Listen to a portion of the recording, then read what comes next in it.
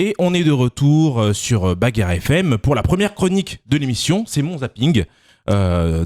Cette semaine dans le PAF, le paysage audiovisuel français, les amis, on était d'humeur joyeuse. Ça vanne un petit peu dans tous les sens. On a d'abord eu droit à une vanne en direct de la récemment nommée ministre de la Culture, Madame Roselyne Bachelot.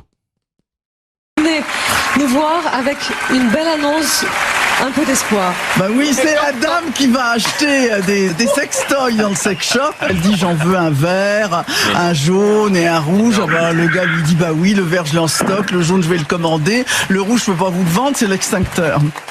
Merci Roselyne.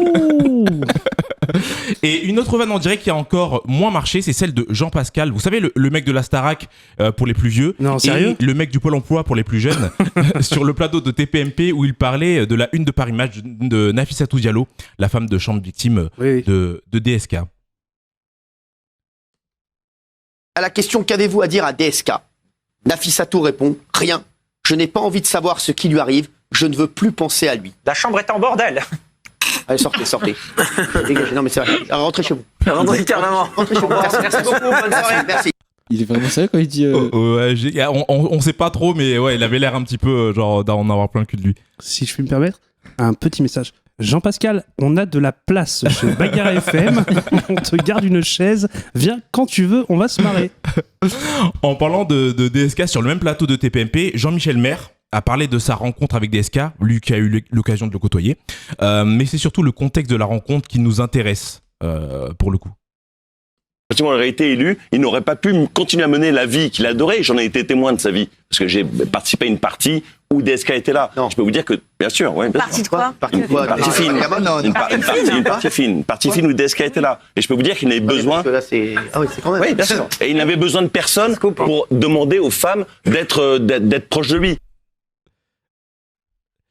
J'aime bien comment il place. J'étais à une partie fine avec DSK.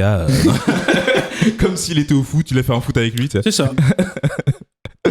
Et donc on a eu alors, en attendant, Jean Pascal n'est pas la seule personne à s'être fait virer du plateau cette semaine. Sur le plateau de l'heure des pros de Pascal Pro sur CNews, tu l'as vu peut-être ? Non. Lors d'un débat sur le harcèlement de rue, le chroniqueur Jérôme Béglé affirme que Catherine Deneuve aurait affirmé qu'elle aimait qu'on lui mette la main aux fesses. Deneuve a fait une tribune, une interview dans laquelle elle disait mais moi j'aime bien qu'on me mette une main aux fesses. Bon. Oui, c'était pas exactement elle a dit qu'elle le regretterait. Non mais je retire cette phrase sur le plateau. Ne soyons pas caricatural, Jérôme. C'est une comédienne qui a fait une imitation de Deneuve dans l'émission Le Grand Cactus. C'est une parodie. Je l'ai sous les yeux. Faites attention, Jérôme. Bah oui. C'est ça, je retire, mais faites attention. On est en direct. Vous dites franchement, vous dites n'importe quoi. C'est une parodie. C'est une comédienne qui a fait ça. Évidemment que Catherine Deneuve, j'imagine pas ça. Je vais... Bah oui. Si, évidemment, si c'est faux, je m'en excuse. Bah oui, alors moi je suis piégé. C'est la dernière fois que vous venez. Voilà. Ça me fait de la peine. On a un peu mal pour lui quand même, le mec. Oui, c'est incroyable. Le pauvre, il y a quand même un moment, tu vérifies tes sources quand t'es sur ces grandes chaînes. Terreur. Nous, on vérifie pas, on s'en fout, personne ne regarde. Voilà, mais eux, c'est l'heure des pros, quoi. Et puis en plus, te faire virer par Pascal Pro, c'est quand même chaud dans ta vie, quoi. Sur CV, ça pue, quoi. Alors, on a eu droit à 2 vannes limitées en début de chronique, mais j'en ai une troisième qui est pour moi la meilleure de toutes celles que je vous ai proposées. Je vous en dis pas plus, la vanne est dans la chute. Presque je kiffe, c'est l'adrénaline. Le moment où tout le monde commence à courir, c'est ouf. T'entends le signal et là tu sais que c'est y part. Ah, stylé. Tu me verrais, quand je suis avec la meute, je suis une machine, je suis inarrêtable. Non vraiment, je kiffe ça la chasse à courre. Ouais, je vois ça meuf que tu kiffes ça. Et pourquoi pas vous ? Avec la chasse, retrouvez votre vraie nature. Oui. C'est un vrai truc. C'est la vraie campagne. C'est la vraie campagne. Ouais. C'est une campagne pour relancer la chasse et ils ont pris des situations avec une meuf par exemple qui fait la cuisine et qui dit alors il est pas bon mon chevreuil au quinoa. Ils sont vraiment allés jusqu'au bout du truc pour buzzer dans le malsain. Donc le truc où l'important c'est de bander son arc là, c'était vraiment pour la chasse. Ah oui, non mais ils sont tous tarés là en ce moment. D'accord. Ils sont en fond dedans. Ils ont même une influenceuse qui s'appelle Johanna Clermont. Oui. Une meuf de 23 ans, une blonde, etc., qui se montre en mode bain, etc., pour un petit peu, changer l'image, la version de l'image de la chasse. Voilà. Alors, je voulais vous faire profiter d'un petit entracte musical. À savoir la chanson de Khaled C'est la vie. Mais comme on n'a pas les droits, donc fort heureusement, j'ai trouvé ce petit remix en regardant l'émission 4 mariages pour une lune de miel sur TF1.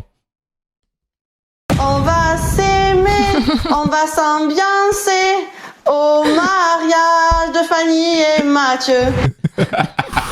J'ai vu l'épisode, c'est horrible. On est sur un niveau décathlon là, non? Alors, vous l'avez vu, je sais pas si c'est 4 mariages pour une lune de miel, la meuf qui est po.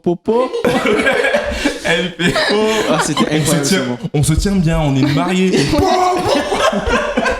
L'animatrice, elle est au bout de sa vie quand elle voit ça. C'est incroyable. Oh, putain.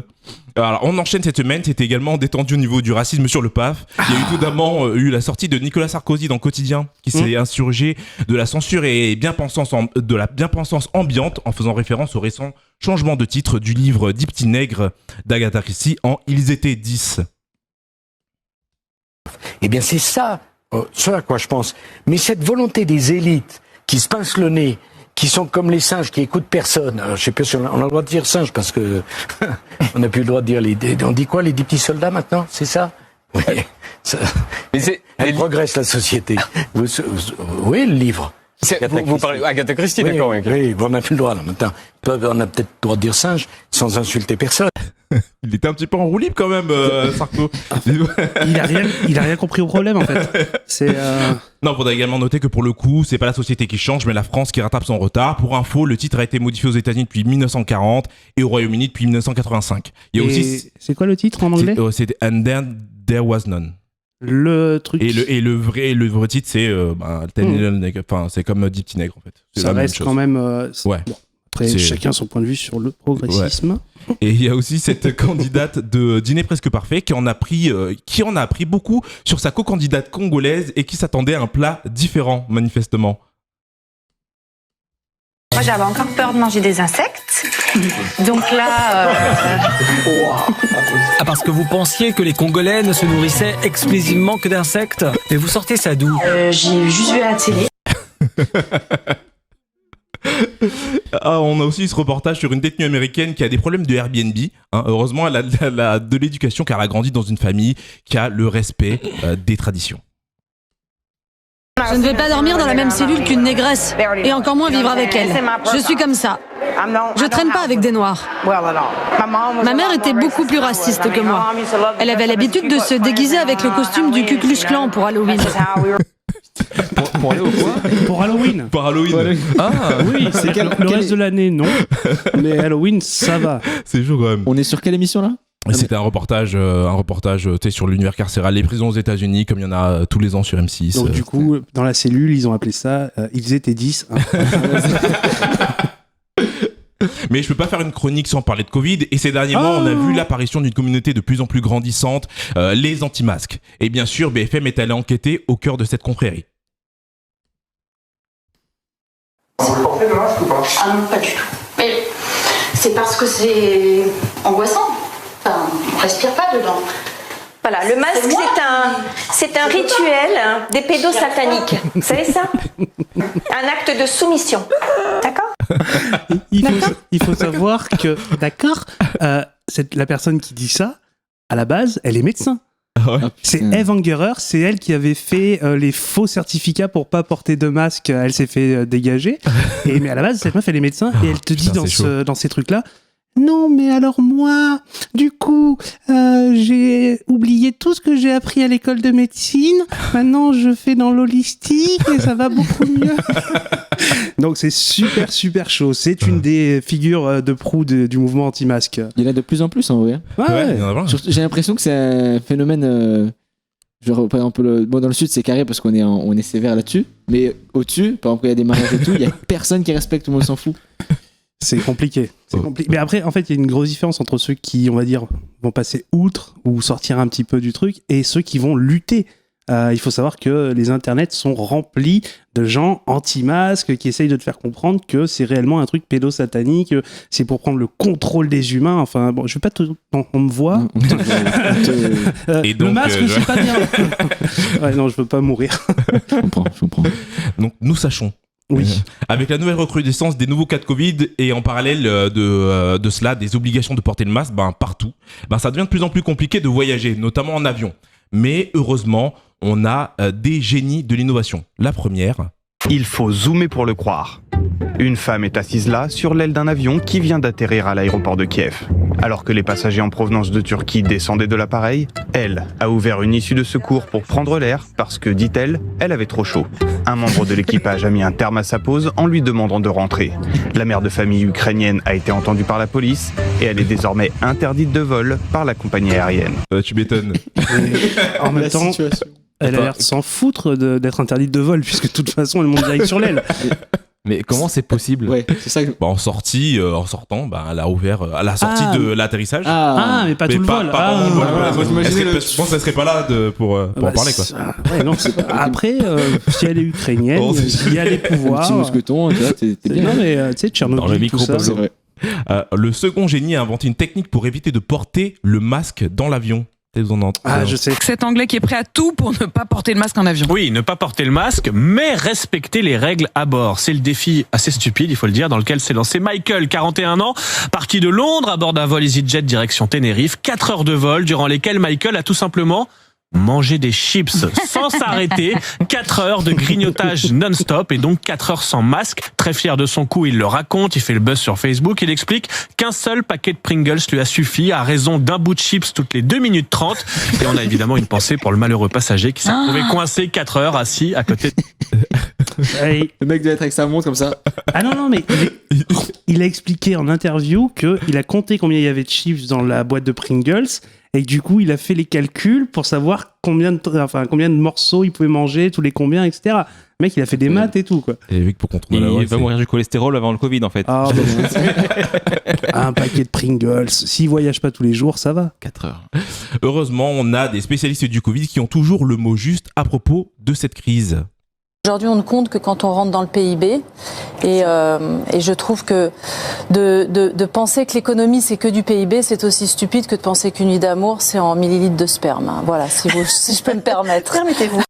Elle était hyper sérieuse quand elle a dit ça. J'ai fait, ok, d'accord. Pas mal de comparaisons. On me vole le système des comparaisons. C'est stupide, c'est génial. Alors, pour terminer, lors de mes recherches, je suis tombé sur le criminel le plus opportuniste du monde. C'est l'extrait d'un reportage sur les prisons en Russie.